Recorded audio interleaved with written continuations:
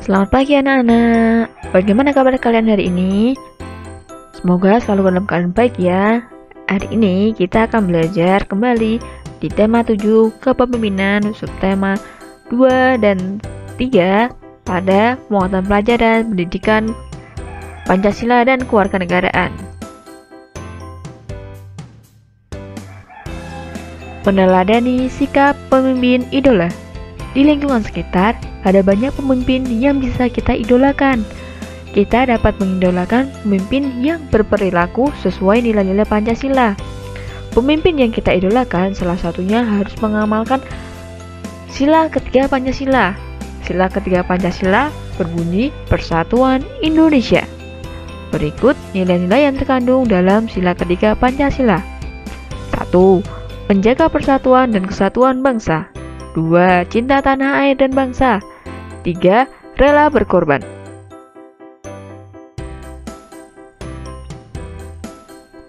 Kita sudah tahu nilai-nilai yang terkandung dalam sila ketiga Pancasila. Sekarang kita dapat mengetahui kriteria pemimpin idola sesuai nilai sila ketiga Pancasila. Nah, ada pula kegiatan yang patut kita teladani. Antara lain, pemimpin idola harus memiliki 3 nilai dalam sila ketiga Pancasila, yaitu menjaga persatuan dan kesatuan, cinta tanah air dan bangsa, dan rela berkorban. Nah, pada nilai yang pertama, menjaga persatuan dan kesatuan, beberapa kegiatan yang patut kita teladani antara lain ikut dalam kegiatan kerja bakti, mengikuti kegiatan pawai budaya nasional, menghormati tetangga yang berbeda asal dan budaya. Yang kedua, cinta tanah air dan bangsa. Kegiatan yang dapat kita teladani antara lain bertugas di perbatasan negara, berprestasi dalam olimpiade, memperingati Hari Pahlawan. Dan yang ketiga, rela berkorban. Hal-hal yang dapat kita teladani antara lain memberikan sumbangan untuk korban bencana, menjadi guru di daerah terpencil, memberikan pemeriksaan kesehatan secara gratis. Nilai pemimpin di lingkungan sekitar. Pemimpin memiliki nilai-nilai teladan yang terlihat dalam kegiatan sehari-hari. Kita sebaiknya belajar dari para pemimpin yang menjadi idola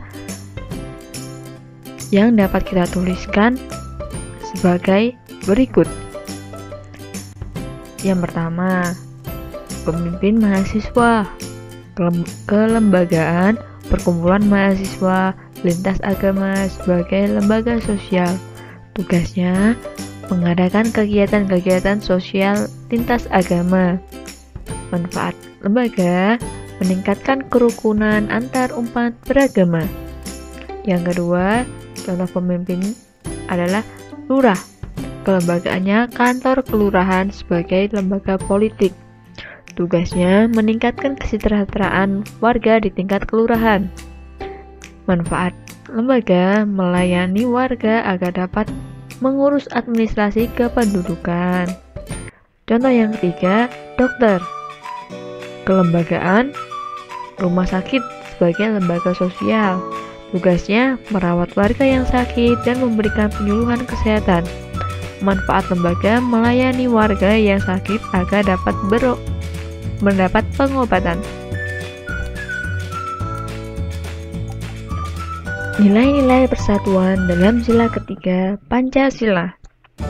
Seorang pemimpin perlu mengamalkan nilai-nilai persatuan. Nilai persatuan terkandung dalam sila ketiga Pancasila.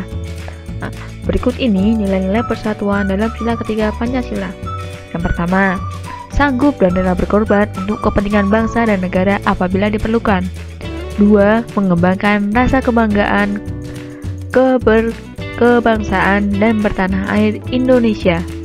3. Mengembangkan persatuan Indonesia atas dasar Bhinneka Tunggal Ika. 4. Mengembangkan rasa cinta tanah air dan bangsa. 5. Memajukan persatuan dan kesatuan bangsa.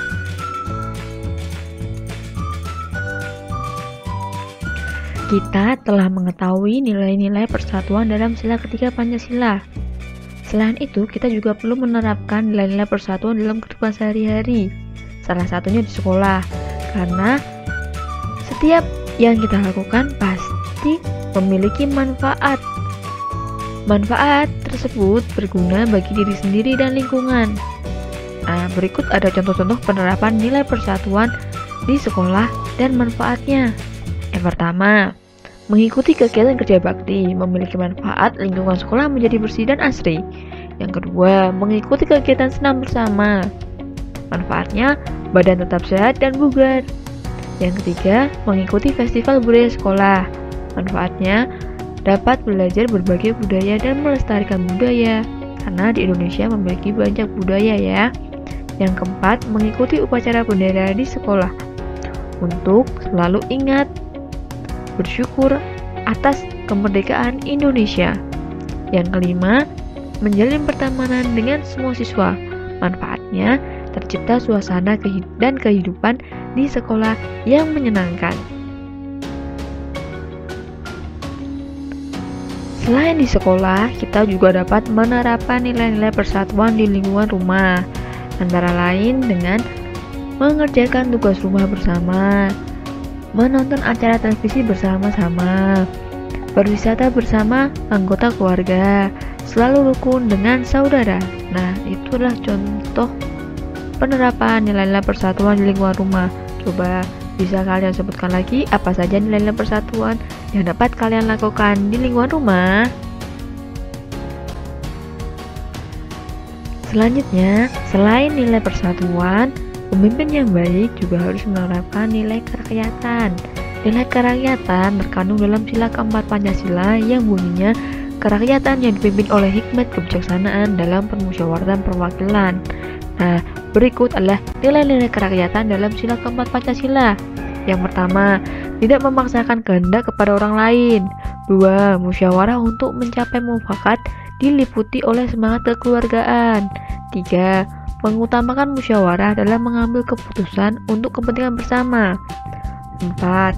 Menghormati dan menjunjung tinggi setiap keputusan yang dicapai sebagai hasil musyawarah.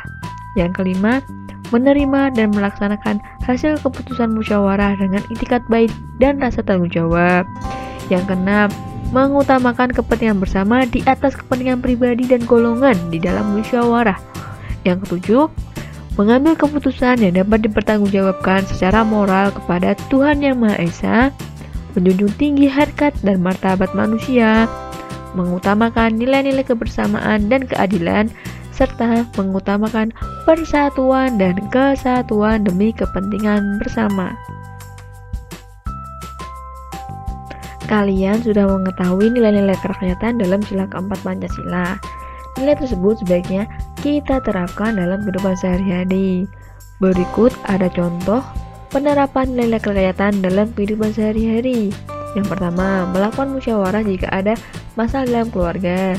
2. Membuat keputusan untuk kepentingan bersama. 3. Tidak memaksakan kehendak dalam musyawarah. 4. Melaksanakan keputusan yang telah dibuat dengan bertanggung jawab. Nah, sekarang coba kalian sebutkan contoh penerapan nilai-nilai kerakyatan yang dapat kalian temui di kehidupan sehari-hari yang lain ya.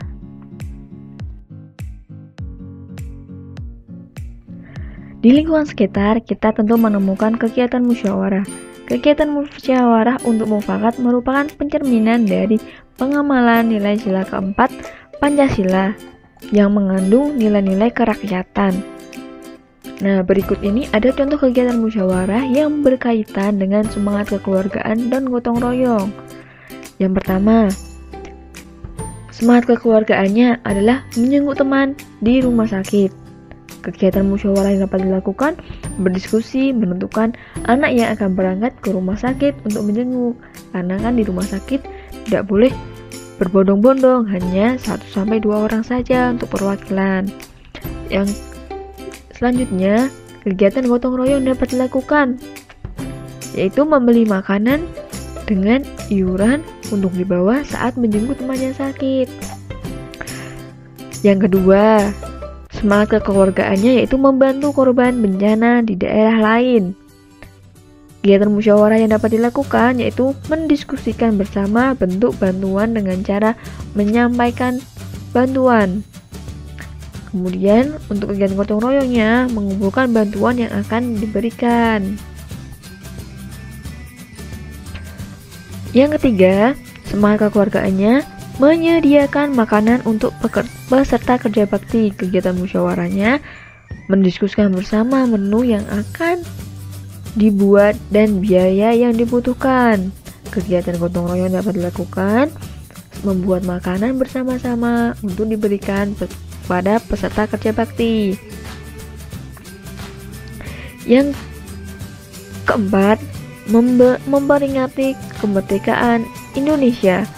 Kegiatan musyawarah yang dapat kita lakukan mendiskusikan bersama kegiatan yang akan dilakukan dan biaya yang dibutuhkan. Kegiatan gotong royongnya bekerja sama dan saling membantu saat melakukan kegiatan. Yang kelima, membantu tetangga yang rumahnya tertimpa pohon tumbang. Kegiatan musyawarah yang dapat dilakukan mendiskusikan bersama cara mengevakuasi pohon agar tidak membahayakan. Kegiatan gotong royongnya membantu membersihkan pecahan genteng dan kayu.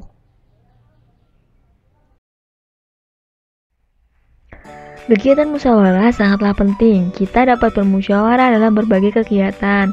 Namun, ada kalanya kita tidak dapat melakukan musyawarah. Nah, berikut ada contoh bentuk kegiatan yang dapat dan tidak dapat dilakukan dengan musyawarah. Coba perhatikan di tabel yang berwarna hijau.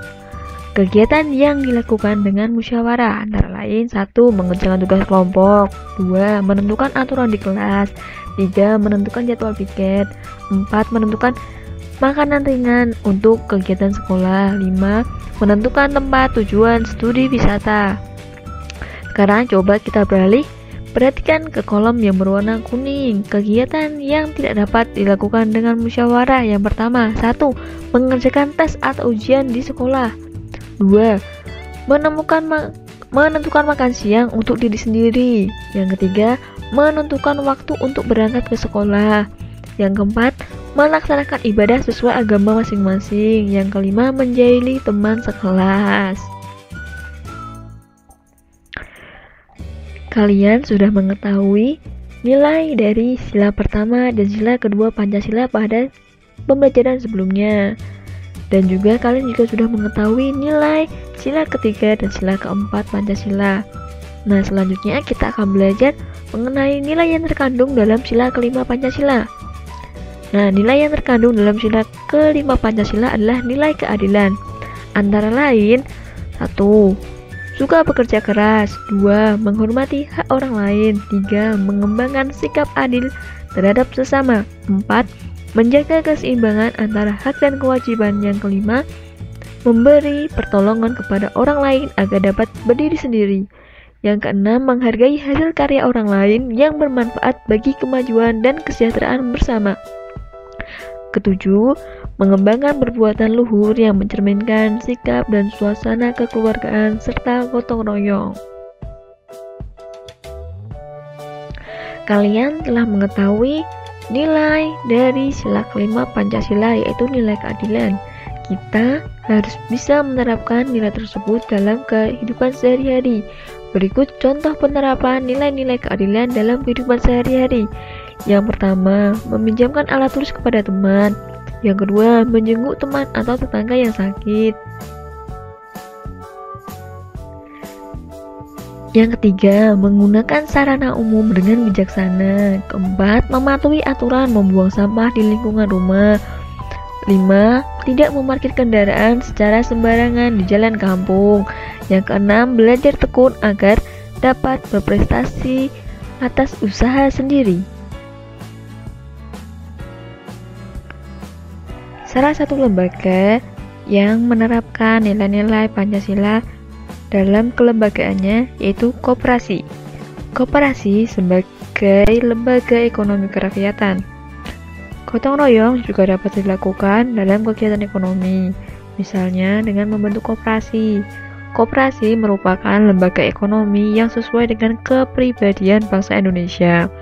Koperasi didirikan atas asas kekeluargaan dan kerjasama antara anggota dengan pengurus koperasi.